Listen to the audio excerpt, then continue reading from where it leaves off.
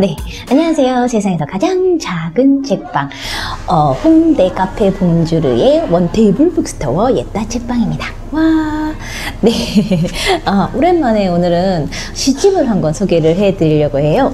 짜잔, 심상치 않죠? 돼지들에게 최영민 시인 30 잔치는 끝났다. 50만 부 이상의 베스트 시집, 셀러 시집을 갖고 있는 최영민 작가의 시집인데요. 나온 지는 꽤 됐었어요. 한 2005년인가에 처음 나왔다가 2014년도에 이렇게 은행나무에서 다시 재출간한 그런 책인데, 아시는 분들은 아시겠지만 그 옛다 책방이 작년 2018년 3월에 문을 열었어요. 문을 열면서 독서 모임들이 이렇게 있었으면 좋겠다, 뭐 이런 이제 고민들을 하면서 이제 지인들하고 어떻게 그런 것들을 고민을 해볼까라고 하다가 월요일 아침에는 시를 읽는 모임이 있었으면 좋겠어, 뭐 이런 생각을 하면서 월요일 아침 11시 한 2시간 정도 여성시를 읽는 모임이 있어요. 벌써 3월이니까 거의 1년 가까이 되는 그런 장수 독서 모임이 있는데, 그곳에서 이제 작년부터 계속 이제 매주마다 여성시, 국내외 여성시인들의 작품들을 한 권 한 권 읽는 작업들을 했었는데, 아마 작년에 가장 먼저 시작했던 책도 최영민 시인의 작품이었던 것 같아요. 하고 올해는 이제 조금 더 이제 작년에 이제 한 편씩 후루루루 봤던 것들 중에서 조금 아쉬웠던 그런 작가들은 조금 더 찬찬히 긴 호흡을 한번 읽어보자, 그러면서 이제 올해 이제 처음도 이제 최영민 시인의 30 잔치는 끝났다 하고, 이제 지난주에는 이제 꿈의 페달을 밟고라는 책 두 번째 시집을 읽었었고, 세 번째 시집이죠. 돼지들에게 오늘이 월요일이거든요. 오늘 이렇게 같이 읽었는데, 이 책은 작년에 보면서도 참 되게 인상 깊어서 되게 좋아했던 시집 중에 하나예요.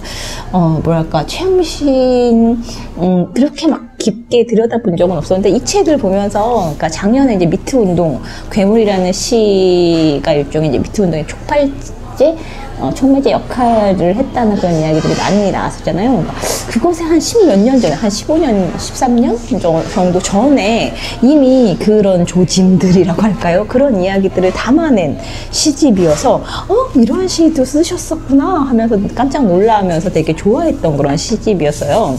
이수문학상도 수상을 했었었는데, 일단 최영민 시인 모르시는 분들 당연히 있겠죠. 최영민 시인에 대한 소개글 먼저 보면, 최영민, 서울에서 태어나 서울대 서양사학과를 졸업하고 홍익대 대학원 미술사학과에서 석사학위를 받았다. 50만 부가 넘게 팔린 첫 시집 30 잔치는 끝났다 이후 시집 꿈의 페달을 밟고, 이 시집인 이제 돼지들에게 도착하지 않은 삶, 작년에 같이 읽었던 책이 도착하지 않은 삶이었어요.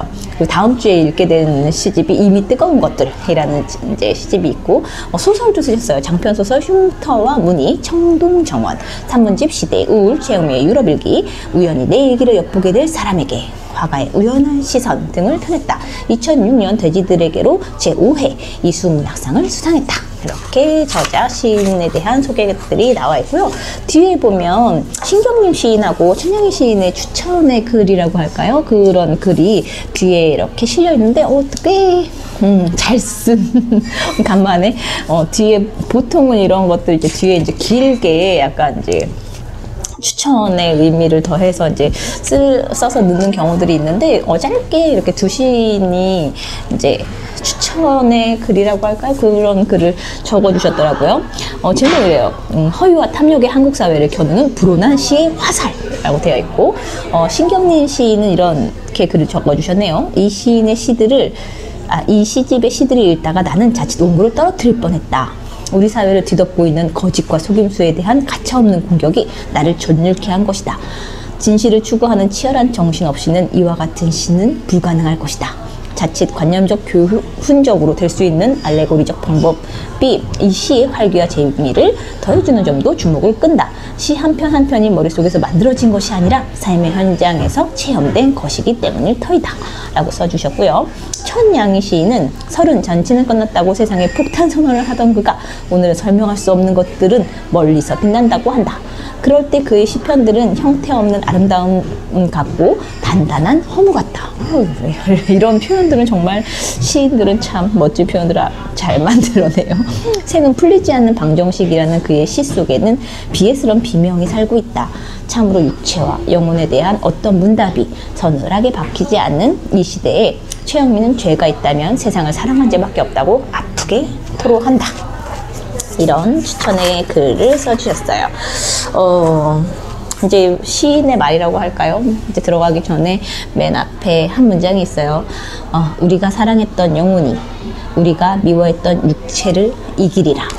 이런 글들이 있고, 총 5부에 걸쳐서 이야기가 되고 있는데, 약간 괴물을 연상시키는 그런 부분이 순진의 시전이라는 일부에 이렇게 나와 있어요. 돼지들에게. 일단 표제에 자기된 돼지들에게는 읽어봐야 되겠죠. 이 책 읽고 나면, 이 편을 읽고 나면 아 이런 시집이구나 라는 것들이 확 와닿는데, 돼지들에게 좀 길어요. 언젠가 몹시 피곤한 오후 돼지에게 진주를 준 적이 있다. 조아라 날뛰는 그는 다른 돼지들에게 뛰어가 진주가 내 것이 되었다고 자랑했다. 허나 그건 금이 간 진주. 그는 모른다.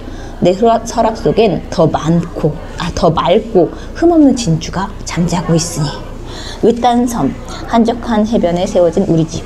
아무에게도 보여주지 않는 내 방의 장롱 깊은 곳에는 내가 태어난 바다의 신비를 닮은 날씨에 따라 빛과 색깔이 변하는 크고 작은 구슬이 1000개쯤 깨어지기를 기다리고 있음을 사람들은 모른다.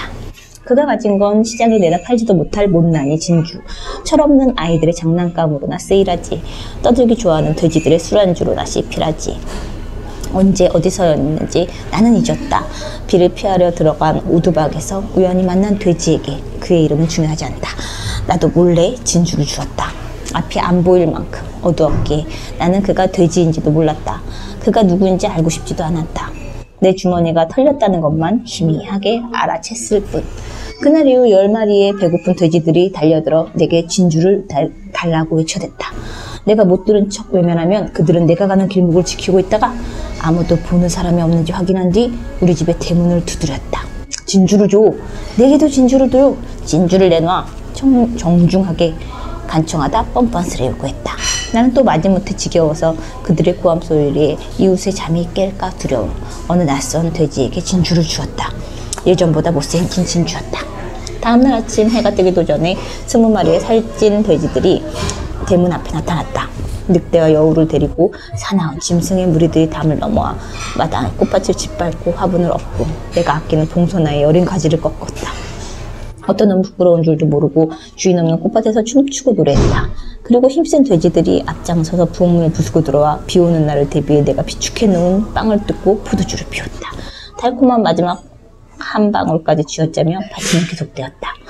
어린 늑대들은 잔인했고 세상사의 통달한 늙은 여우들은 교활했다. 나의 소중한 보물을 지키기 위해 나는 피 흘리며 싸웠다. 때로 싸우고 타협했다. 2개를 달라면 하나만 주고 속이 빈 가짜 진주 목걸이로 그를 속였다. 그래도 그들은 돌아가지 않았다. 나는 도망쳤다. 나는 멀리 그들이 보이지 않는 곳으로 도망갔다. 친구에게 빌린 돈으로 기차를 타고 배에 올랐다. 그들이 보낸 편지를 찍고 전화를 끊었다. 그래도 그 탐욕스러운 돼지들은 포기하지 않는다. 긴 여행에서 돌아온 나는 늙고 병들어 자리에서 일어날 힘도 없는데 그들은 내게 진주를 달라고, 마지막으로 제발 한 번만 달라고 이런 시가 표제적인 돼지들에게 라는 시예요. 이어져서 나오는 시도 괜찮은데 하늘에서 내려온 여우.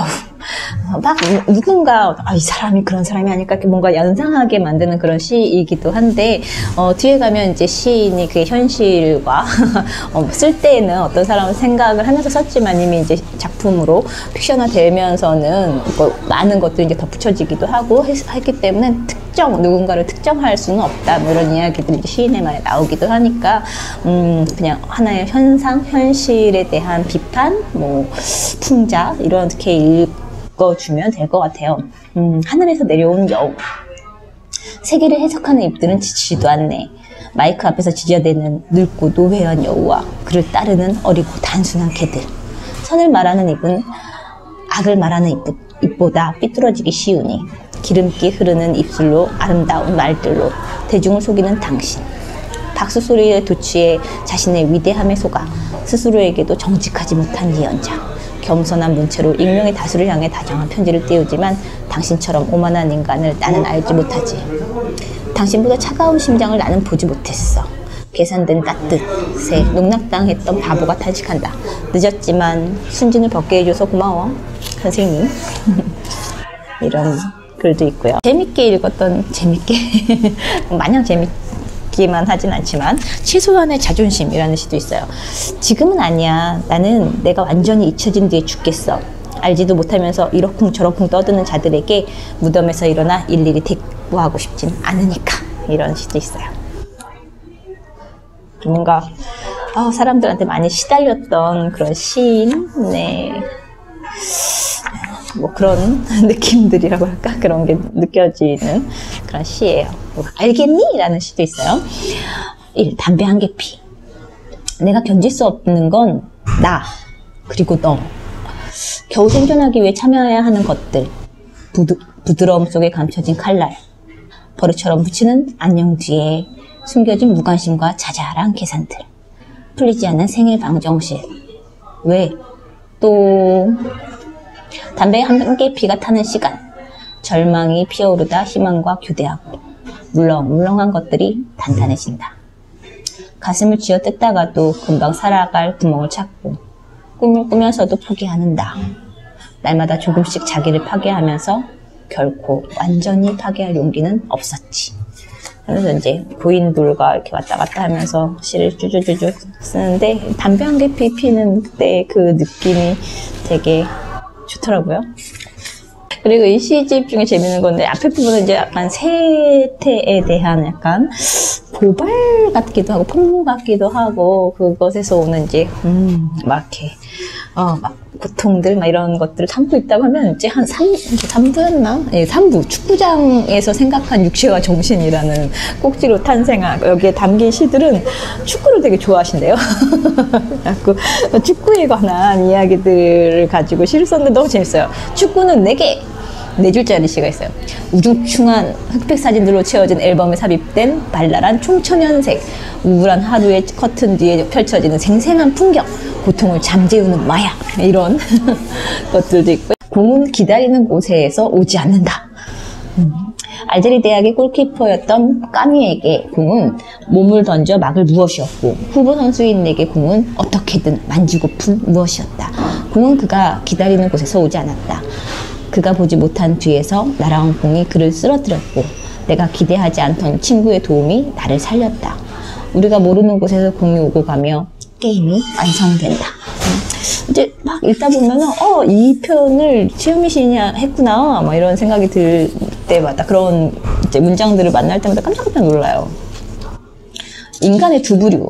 공격수는 골대를 향해 수비수는 골대를 등지며 서 있고 공격수는 한 골로는 부족하지만 수비수는 득점을 못해도 실점이 없으면 만족한다.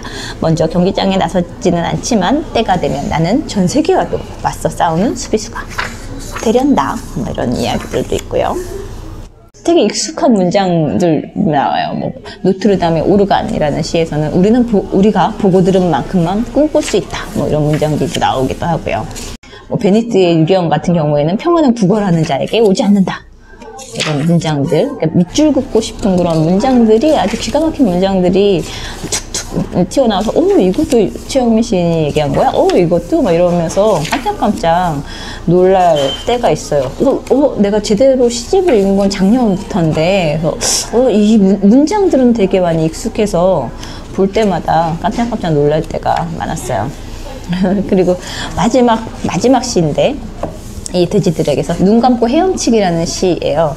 마지막 문장이 너무 마음에 들어서 세상이 아름답다 말한다고 지구가 더 아름다워지지 않는다. 간판들로 둘러싸인 광장에서 큰 글씨로 꽃과 나무와 더불어 숲에 묻혀 사는 낭만을 예쁘게 찬미할 수 없는 나는 밖에서 더 잘 보이게 만들어진 어항 속의 물고기처럼 눈을 감고 헤엄치는 나의 언어들은 요리사 마음대로 요리하기 쉬운 도마 위에 오른 생선. 솜씨 없이 무딘 칼에도 무방비일지언정 내 시에 향수와 방부제를 뿌리지는 않겠다. 자신의 약점을 보이지 않는 시를 나는 믿지 않는다.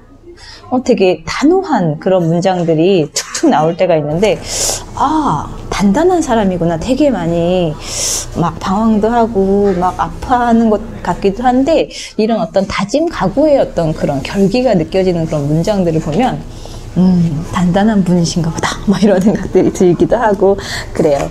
책 맨 뒤에는 다른 어떤 사람들의 글들이 아니라 2005년에 이제 이 시집을 펴냈을 때 썼던 이제 초판, 이제 시집을 펴내면 시인의 말이 있고, 이제 2014년도에 개정판을 내면서 실은 이제 또 다시 시집을 펴내면 서문에 해당하는 그런 꼭지가 있는데, 2014년에 개정판 내면서 쓰여져 있는 글을 읽어드리면서 맺어볼게요. 다시 시집을 펴내며, 돼지들에게를 완성한 뒤에 내가 맛본 쾌락은 특별했다. 2004년 여름이었던가 내가 드디어 진정한 창조자가 되었다 라는 뿌듯함이 밀려와 세상을 다 가진 듯 행복했다. 이전까지 내 시들이 경험에 주로 의지했다면 돼지들에게의 일부에 실린 시들은 상상의 경험을 제압하는 진짜 작품이다. 큰 수술을 앞두고 마침 시집이 배달되어 재미있게 읽었다는 선배도 있었고, 우리 어머니처럼 무슨 말인지 모르겠다는 어르신도 있었고, 분개하는 남자들도 있었다. 시집이 출간된 2005년 겨울에 어느 신문의 문화면에서는 그해 문단의 스캔들로 돼지들에게를 거론했다. 시와 시인을 동일시해 모든 표현을 자전적으로 읽는 분들에게 부탁하고 싶다. 나는 진주가 아니다. 진주가 곧 여자의 그것을 의미하지는 않는다. 문학작품을 세상에 내놓으며 시인이 이렇게 친절하게 작품을 설명해야 하나. 내 시집이 일으킨 약간의 소란을 지켜보며 세상은 어떤 삶을 살고 있는지 통감했다. 한국 사회는 여전히 봉건적이며 또한 매우 동질적이다. 돼지들의 분노와 공격은 한편 내 시에 대한 상찬이었으니 그만큼 내 시가 그럴듯해 보였다는 증거 아니겠는가? 나는 돼지와 진주의 비유를 통해 자신을 방어할 능력이 없는 약자에 대한 강자들의 횡포와 탐욕을 비판하고 싶었다. 여우는 누구인가? 여우의 정체는 누구인가? 혹시 누구 아니야? 아니냐며 실명을 대며 내게 살며시 혹은 노골적으로 물어보는 이들에게는 내가 미리 준비한 답변을 주련다. 시 속에 등장하는 돼지와 여우는 우리 사회를 주무르는 위선적 지식인의 보편적인 모델이다. 보편적인 모델. 돼지의 변신을 쓰기 전에 머릿속에 생각해둔 아무개가 있었으나 시를 전개하며 나도 모르게 그를 넘어섰다. 사랑도 받고 미움도 받았던 시집이라 수명이 길지 않을까? 요즘 독자들이 어떻게 이 시집을 읽을지 참으 기대된다 하면서 5년 전에 2014년 2월에 시집을 다시 펴내면서 글을 써주셨어요. 작년 이후 괴물 시가 하늘에서 떨어진 시가 아니었구나 라는 것들을 최영미 시인의 작품들을 보다 보면 많이 발견할 수 있는데, 특히 돼지들에게가 많이 연관이 되어 있기도 하고, 딱 또 그런 내용들만 또 있는 것들이 아니라 그 속에서의 어떤 사회적 정의라든지 이런 부분들에 대한 것들이 또 가볍게 쓰여져 있는 그런 시들도 있고, 그래서 특별히 저는 이 시집이 참 마음에 들더라고요. 한번 거들떠 보세요.